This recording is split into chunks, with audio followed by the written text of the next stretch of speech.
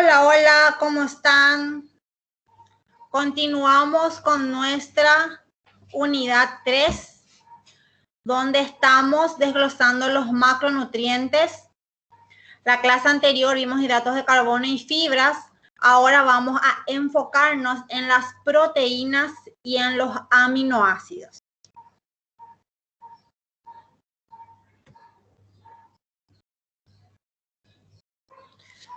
Objetivos de esta clase: definir los diferentes tipos de macronutrientes, hidratos, proteínas y grasas, reconocer cuáles son las fuentes alimentarias y utilizar los alimentos, ¿verdad?, saludables para recetar a los pacientes. Ustedes conozcan cuáles son los alimentos, fuente de hidrato, de proteína, de grasa, de fibra, de aminoácidos esenciales, de ácidos grasos esenciales, para poder saber cuál indicar o cuál evitar en la alimentación de su paciente según la situación fisiológica o patología que tenga.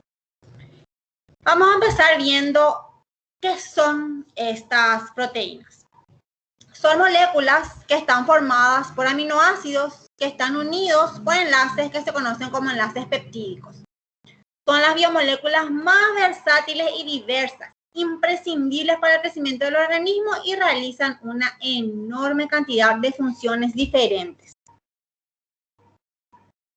Algunas funciones de las proteínas tienen funciones catalíticas, como enzimas catalizadoras, funciones de transporte, hemoglobina, apoproteínas, albúminas, plásticas estructurales, queratina, colágeno, elastina, que están en el tejido conectivo, la hemoglobina que transporta oxígeno, va a estar acá en transporte, defensivas, reguladoras, que son hormonas, neurotransmisores, reserva, ferritina, donde se almacena el hierro, mioglobina, función energética, aportan energía, aportan calorías. 1 gramo de proteína aporta 4 calorías por cada gramo.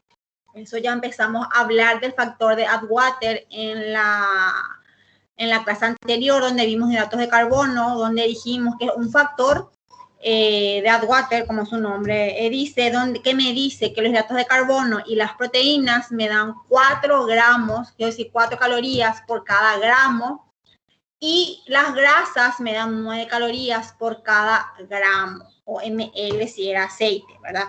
Y el alcohol, que no es macronutriente, pero tiene 7 calorías, ¿verdad?, por ml o gramo, que no es un nutriente, pero para que vean qué poca diferencia hay entre las calorías que provienen de la grasa y del alcohol.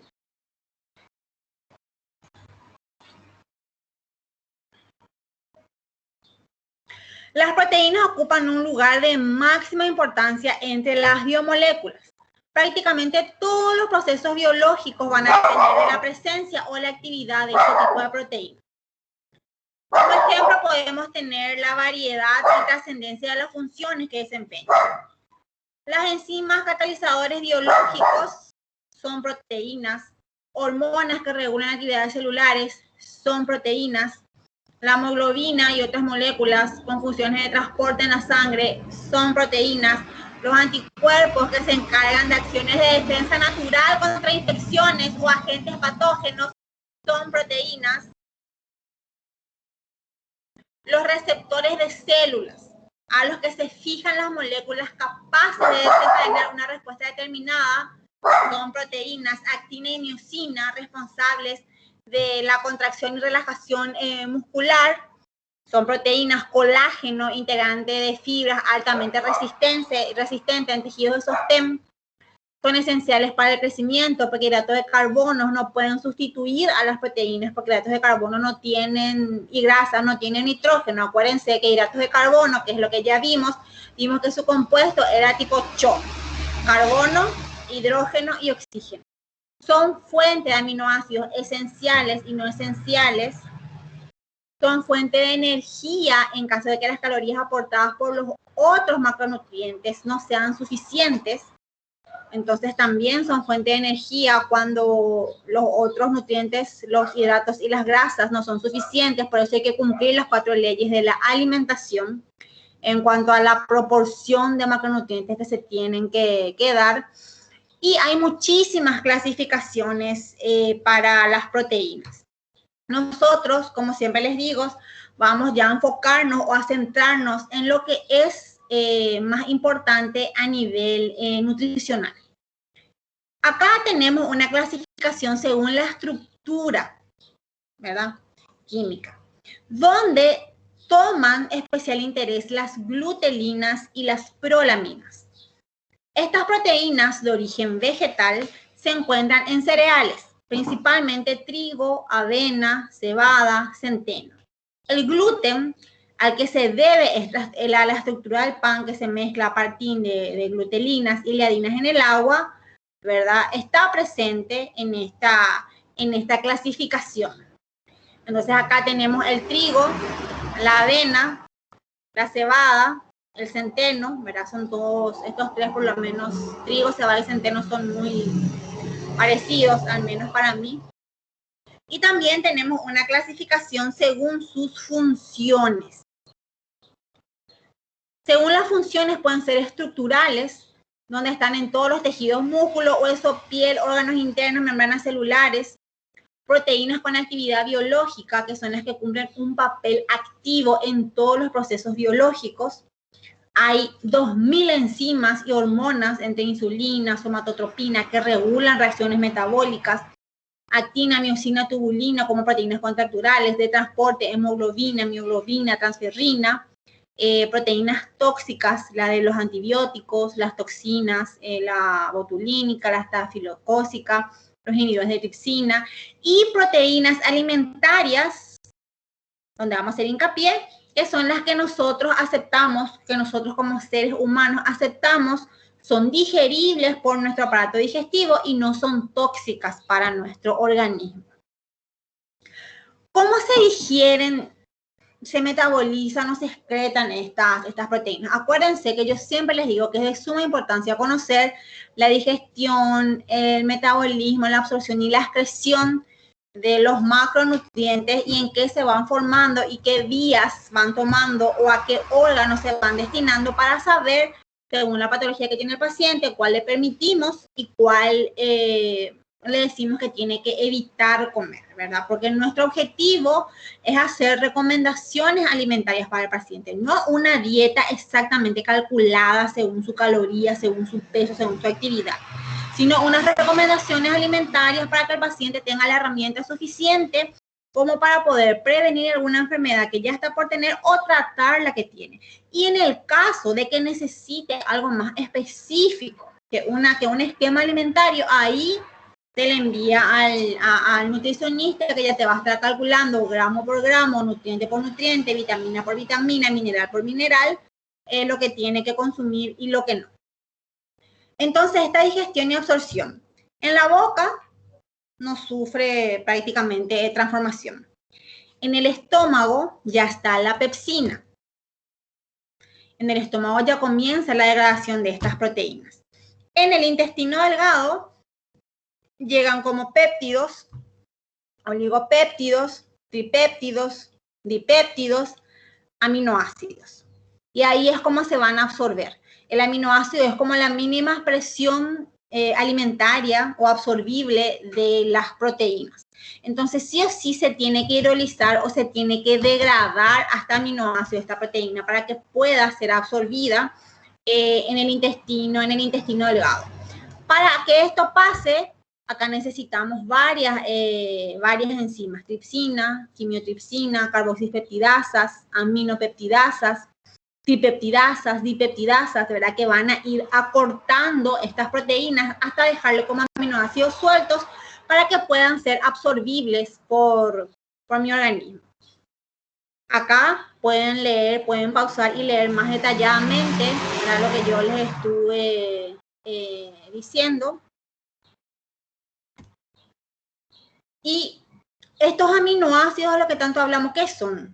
Es la unidad química o elemento constitutivo de la proteína, que a diferencia de los demás nutrientes, hidratos y grasas, tiene nitrógeno. Eso es una diferencia importante y lo que le hace insustituible en cuanto al crecimiento. La clasificación de los aminoácidos, vamos a usar los que son más importantes en nutrición. porque hay muchísimas maneras desde el punto de vista químico, bioquímico, para clasificar. Nosotros vamos a ver en que según su solubilidad hay polares, apolares, pueden ser alifáticos, aromáticos o ramificados según la naturaleza de su cadena lateral. Pueden ser glicógenos o cetógenos según el punto de vista metabólico y pueden ser esenciales y no esenciales o condicionalmente esenciales desde el punto de vista nutricional. Y también, ¿verdad? Pueden ser de origen animal o vegetal, ¿verdad? Que eso no está acá, no estaba en la bibliografía que yo usé, pero también pueden ser proteínas animales o vegetales. En nutrición clasificamos los aminoácidos en esenciales, no esenciales y condicionalmente esenciales. Esenciales, ya vimos en la unidad 2, la definición de esencialidad. El elemento que mi organismo no es capaz de sintetizar, producir o fabricar. Entonces necesita que yo de forma externa le provea para a partir de ese realizar otros procesos. Los no esenciales son los que mi cuerpo o puede sintetizar y los condicionalmente esenciales, como su nombre dice, hay condiciones específicas que le hacen esenciales a esta lista de aminoácidos. La mayoría de esas condiciones están en la infancia, en la lactancia, en el crecimiento y desarrollo, ¿verdad? Que vamos a ahondar más cuando lleguemos a esa etapa de la vida. Ahora vamos a centrarnos en estos esenciales que son leucina, isoleucina, valina, triptófano, fenilalanina, tronina, lisina, histidina y metionina, que se encuentran principalmente en alimentos de origen animal, leche, o sea, lácteos y derivados, carnes, de todo, de vaca, de aves, de pescado, de cabra, de conejo, de lo que quieras comer. Y también en huevos, ¿verdad? La clara del huevo es rica en proteínas y por ende en estos aminoácidos esenciales. Entonces, estos aminoácidos esenciales principalmente se encuentran, o sea, sus fuentes alimentarias son los alimentos de origen animal. A estos esenciales también se le dice proteína de alto valor biológico. ¿Y en qué consiste ese alto valor biológico? Y consiste justamente en la esencialidad en que yo tengo que consumir, tengo que darle a mi organismo. Los no esenciales y los condicionalmente esenciales ya encontramos en el origen vegetal y también en el origen animal. Pero los principales de los que no tiene que carecer mi organismo son estos.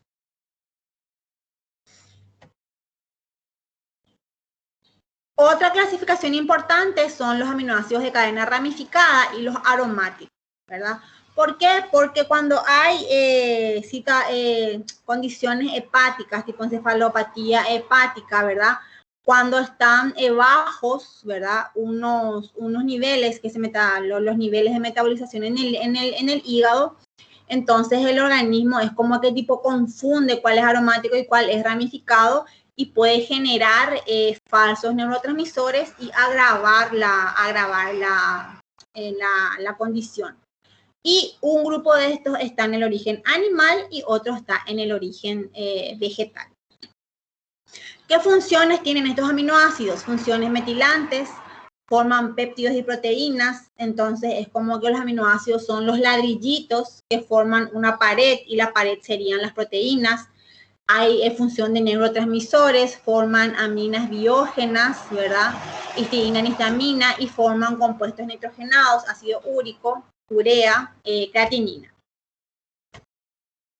Uy, perdón, se me fue acá. Las funciones esenciales, el triptófano es precursor de la niacina y de la serotonina, la fenilalanina es precursor de la tirosina es precursor del pigmento de la piel y del pelo, arginina y citrulina entran en la síntesis de la urea, la glutamina es combustible para el intestino y la histidina es para la síntesis de histamina que produce vasodilatación en el sistema circulatorio. ¿Qué es lo más importante ya resumiendo, digamos, acá? Principalmente que tengo dos tipos de proteína, animal y vegetal, que el animal es la que se considera de alto valor biológico. La vegetal no es que sea de bajo valor biológico, sino que no contiene todos los aminoácidos esenciales.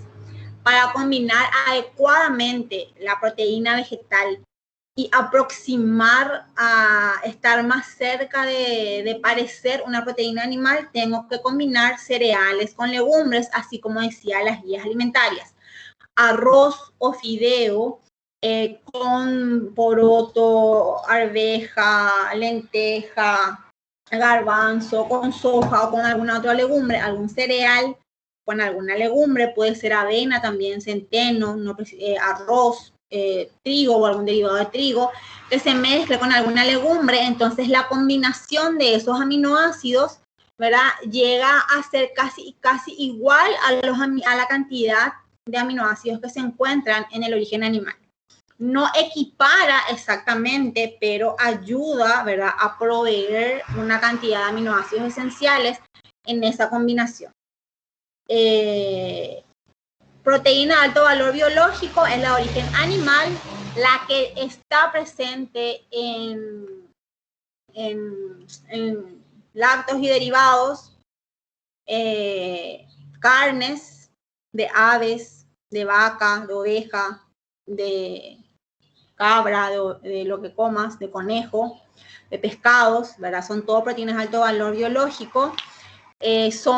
Tienen aminoácidos esenciales. Esa esencialidad consiste en que le tengo que dar a mi organismo esos aminoácidos porque no puede fabricar, no puede sintetizar. Y eso es lo principal, alto valor biológico. Y tenemos que consumir, lo ideal es que se consuma 70% de proteína de alto valor biológico. De toda la proteína, volvemos a la ley de la alimentación, en cuanto a las proporciones de los nutrientes dentro de las proteínas, que estaban del 15 al 20% para consumir por día, tiene que haber 70% de proteínas de alto valor biológico para asegurar un aporte adecuado de aminoácidos. 60% necesita el diabético y el adulto mayor, también el enfermo renal, también usa 60% para disminuir la cantidad de residuos nitrogenados, ¿verdad? Pero eso es lo que como proteína principalmente se destaca, digamos, acá. Lo que son los aminoácidos esenciales y la proteína de alto valor biológico. Y el huevo es así, la proteína patrón, digamos, ¿verdad? Es la más rica en aminoácidos esenciales. Y bueno, con eso me despido de ustedes. Nos vemos en la próxima clase. Chaucito. Gracias por estar del otro lado.